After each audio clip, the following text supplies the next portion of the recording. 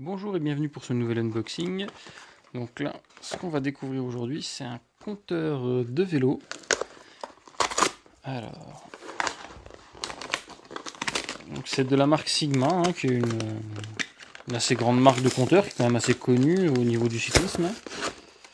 Ils ont des modèles à tous les prix, ça peut aller d'une dizaine d'euros à plus de 100-150 euros. Donc là, c'est un petit modèle à 8,90 €, trouvé sur Amazon. Voilà, donc là vous pouvez voir les références.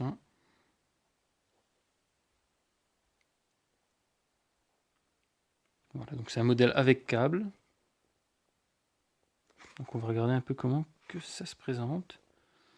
Donc, au niveau des fonctionnalités, donc on a alors où est-ce que c'est vitesse instantanée, vitesse moyenne, vitesse maximale, distance journalière, distance totale, temps parcouru journalier, temps parcouru total, horloge, départ et arrêt automatique, intervalle de service et 7 langues au choix. C'est pas trop mal. Alors,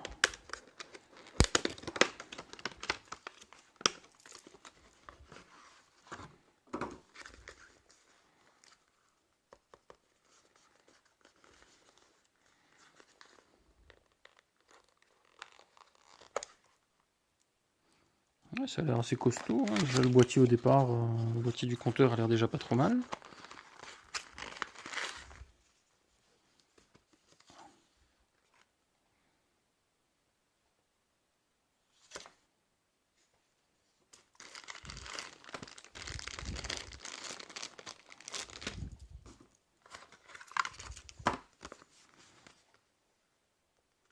Voilà, donc tout ce qui est notice et mode d'emploi. Voilà, voilà. Donc le compteur.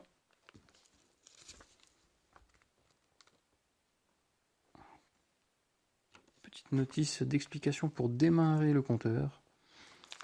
Et toute la partie avec les capteurs. Donc on fera une petite mise en situation aussi après dans la suite de la vidéo où on pourra voir le capteur monter sur le vélo. Voilà, voilà.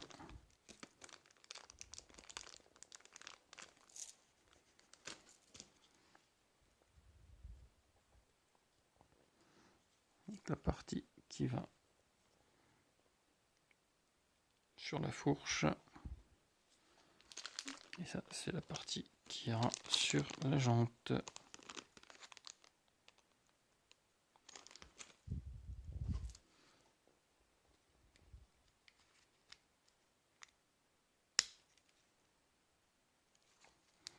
Voilà, niveau fixation. Juste à le pivoter d'un quart de tour. On enfile dans le logement. On pivote d'un quart de tour, ça clique. Et l'inverse pour l'enlever. On repivote dans l'autre sens et on le ressort. C'est assez basique, rien de bien compliqué. Tout ça m'a l'air d'assez bonne facture. On va voir une fois que ce sera branché et allumé pour en dire un peu plus sur ce compteur. Voilà, donc comme on peut le voir, le compteur est monté sur le vélo.